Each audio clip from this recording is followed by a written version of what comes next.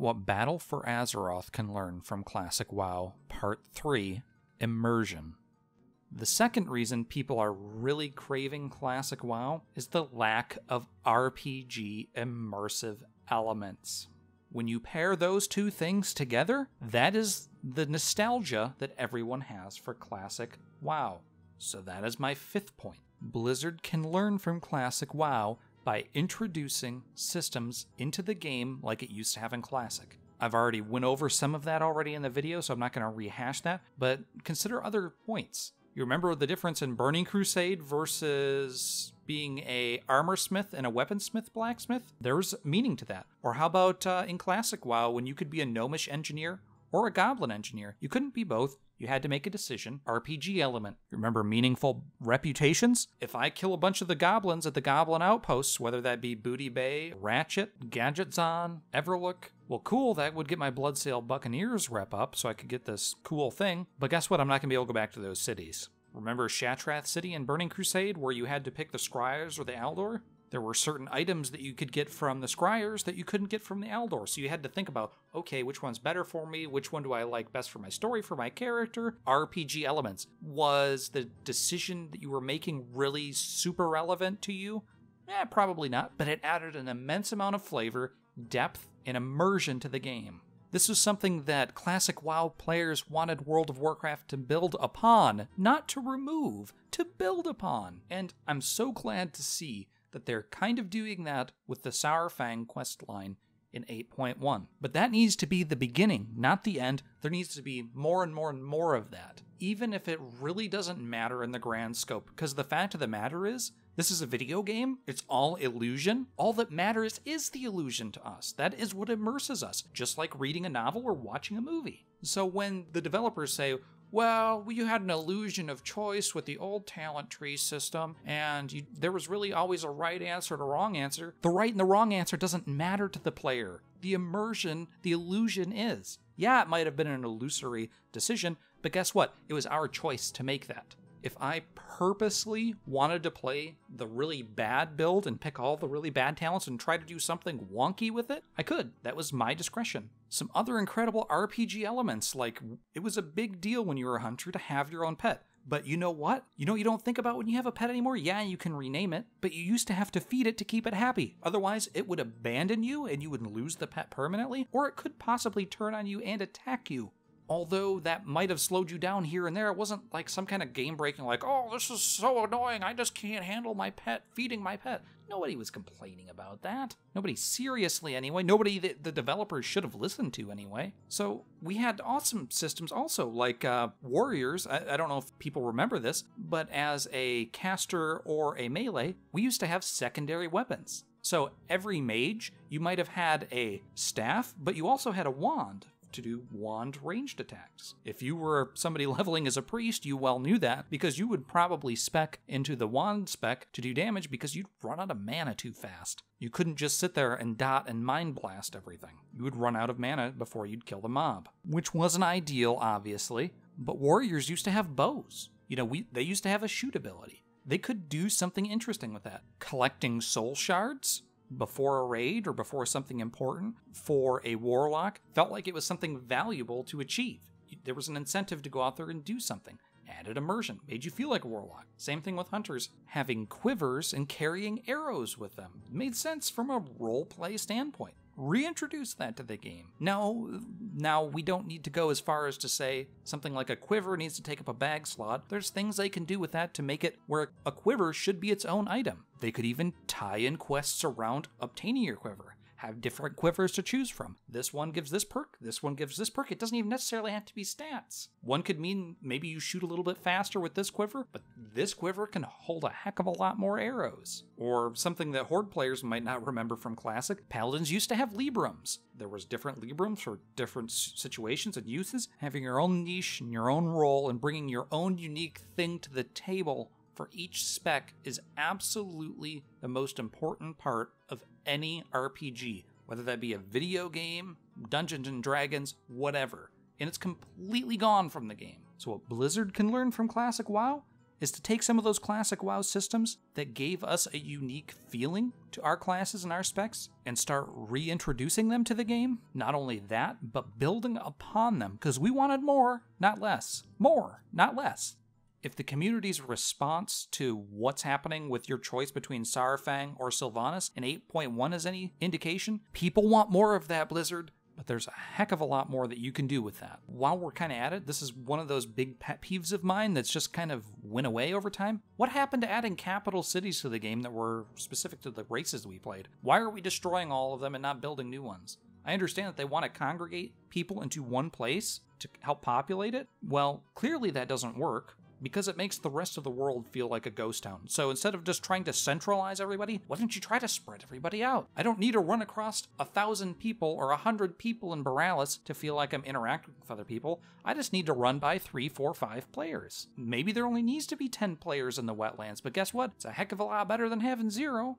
And arguably, it's better than having 100, too, because then I'm not competing with people for mobs, rares, and other things. Also, what they could possibly learn from Classic WoW when everybody's meeting up at Battle Masters and Ironforge and communicating, and PvPers are in their respective PvP halls. Maybe they've unlocked once they hit the Knight rank, like for the Alliance, and the Legionnaire rank for the Horde. Those people start hanging out and congregating, and they have their own little space to hang out in, while those people start playing together and communicating with one another. By just letting people queue up for whatever, or portal from wherever, or instance from wherever, it's sapping the game of its immersion. Which makes it to my 6th point, which is kind of an offshoot of my first point of adventure, but the 6th point is travel time. Now, you've probably noticed that throughout the video how much different and how epic and how immersive it feels running on foot. Even though it might take 6 minutes, it's not like it takes an hour of your time, but it takes 6 minutes to run from the starting zone to the capital city versus taking 30 seconds or 1 minute to fly there. But the difference between that is not just that they're saving time, it's that they're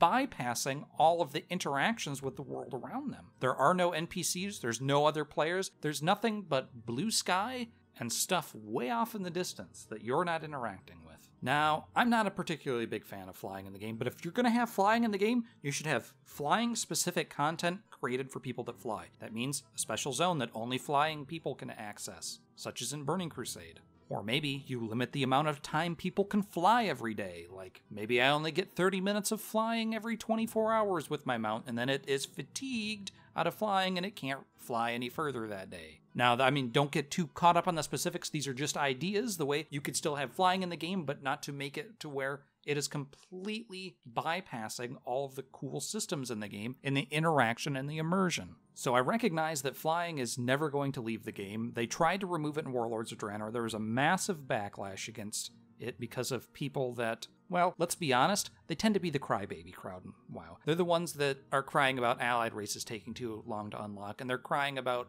well, they're just the criers. They whine a lot. You can't appease them. So the solution is, don't try to appease them. When you try to please everyone, you please no one. But honestly, I think that modern WoW, they found a good balance with where it is. To be truthful and to be honest, I'm very happy with Pathfinder. I think it was a good in-between, and I think if they could just kind of come to a good middle point like that on most topics, I think most of the community would be satisfied. However, we should not be able to portal all over the place.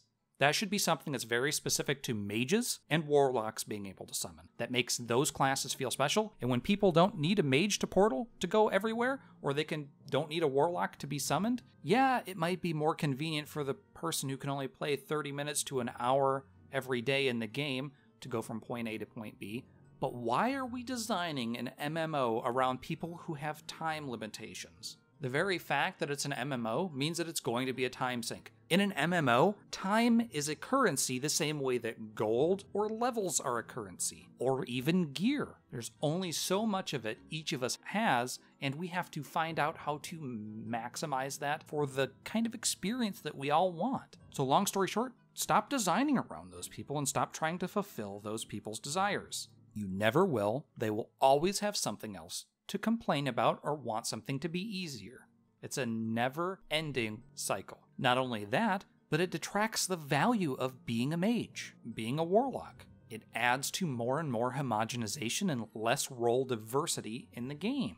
which makes us all feel a lot less special. The very fact that you can take any one of your characters who's max level and literally flip to any part of the game and be there within 5 minutes is absolutely ludicrous, and it shrinks the world to an incredible degree, and it completely ruins the immersion of making the game feel like it's a huge world. However, if you want to have that ability, you should have to find a mage, right? Interesting part of this is it also creates an economy for people who want to be mages to go into trade chat. I used to offer portals for sale in trade chat. When was the last time anybody's asked for that in trade chat? Wrath of the Lich King? Remember when Hearthstones used to have a 2-hour cooldown? There was a reason for that.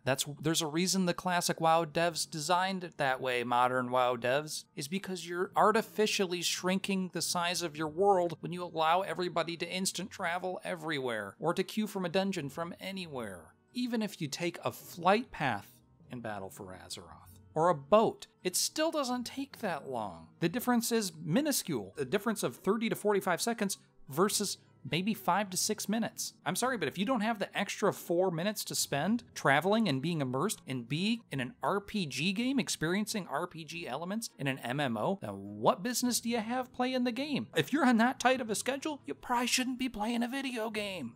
I'm sorry for the people that are uber casuals that might only have 15, 20, 30 minutes a day. You shouldn't be playing a game like World of Warcraft. Even if you love it, the game shouldn't be designed around you. And I know that I have people like this in my guild that are complete casuals like this, but they recognize, here's the difference, they recognize that the game shouldn't be designed around them, because if you do, it's going to turn into a Facebook game. Well, look at mission tables. Look how we got that. Where do you think we got that from? Is that immersive? Does that really feel like you achieve anything? Yeah, you make a lot of gold, but look at the ramifications of that. Once you start doing that, you destroy the economy of the game. Now there's no point to gathering resources outside your garrison. You'd think these are all systems that have the same kinds of issues. They might not be the exact same systems, but they all stem from the same root thing of we're trying to please everyone. You can't do it, Blizzard. You can't do it. So learn from Classic, know your role. This is what Classic WoW did, is it said, we're an MMO and we're an RPG and we're going to do those two things. We're not going to be able to be as good as a classic RPG, so we're not going to be, or a single player RPG rather, so we're not going to be able to achieve that level of immersion, but we can add in little flavors and spices in there, like an MMO, and offer the MMO experience, but we know what lane that we're in. We're not going to be trying to drive in all of the lanes. And for heaven's sakes, I mean, this isn't something that Classic WoW did well either, but fix your profession system. It is nothing like a role-playing game.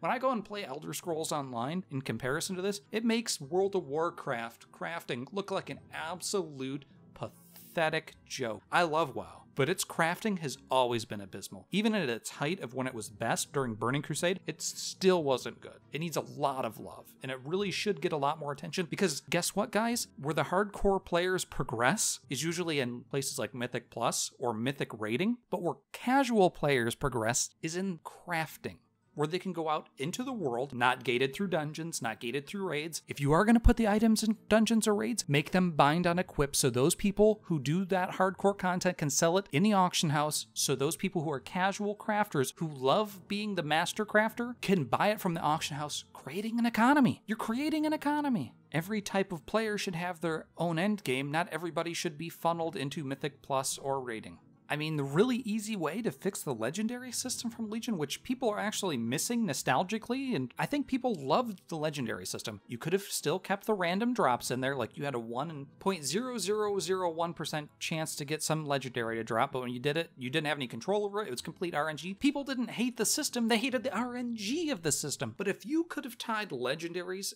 all of them, all the legendaries into crafting, and made it to where each legendary took maybe a month and a half or 2 months to craft, if you were really grinding it hard, there wouldn't have been any blowback about the legendary system. Why? Because it would have been a known quantity, people would have known where to farm the mats, when they would get the item, and they could target the item that they wanted to, and there would be a value to the professions for creating those. But again, the key point here is, if you're going to have something that's a really rare drop that you have to get out of hard content, you have to make it purchasable on the auction house. Otherwise, it destroys that aspect of the game for the casual players.